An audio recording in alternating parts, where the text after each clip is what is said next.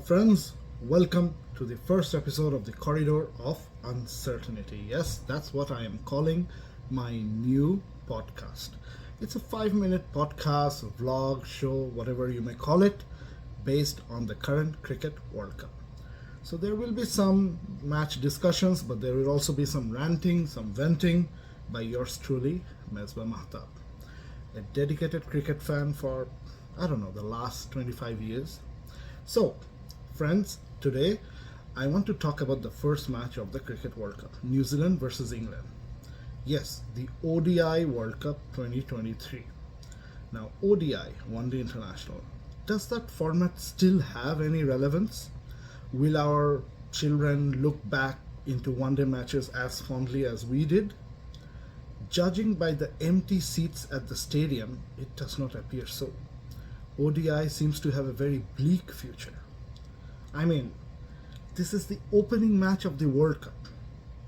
It's in India, the adopted home of cricket. A country that breathes cricket, dreams cricket, worships cricket, is in love with cricket. And we have empty seats, vast empty seats at the opening match of the World Cup. There's no opening ceremony. The hosts are not playing the first match for some reason. You know what? Enough venting. Let's talk. The venting will be for the end of this podcast, but let's talk about New Zealand versus England.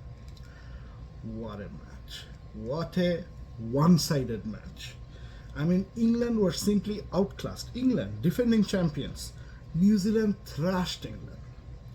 I got a WhatsApp during the game. It says, world-class England bowlers whacked around the park by a no-name kid. Well, now the whole world knows the name. Sachin Ravindra. And Conway, of course, he was famous even before that. They just batted superbly. And England, their attack seemed so one-dimensional. It's like they had a book with a plan and they kept following the plan no matter what happened. It's not that England scored a low score. 282 is pretty decent. You should be able to defend it with a fight. But Joss Buttler, the England captain, he showed no imagination. His premium fast bowler got whacked out of the game. His premium spinner, Adil Rashid, he was stomped for sixes. So show some imagination. Bring Joe Root. Do something different. Break the partnership. If it was New Zealand, they would have made that 282 run so hard to chase. England just kept going and they lost. Almost like the way England dictated the terms for England versus India in the T20 World Cup semi, this was similarly one-sided. Such a thrashing. Well, it's still early days, but there is an interesting stat. In 2011, Sehwag scored the first century of the World Cup and India won the World Cup. 2015, Aaron Finch scored the first century of the World Cup, Australia won the World Cup. 2019, Joe Root scores the first century of the World Cup and England wins the World Cup. What about 2023? New Zealand has 2 centurions.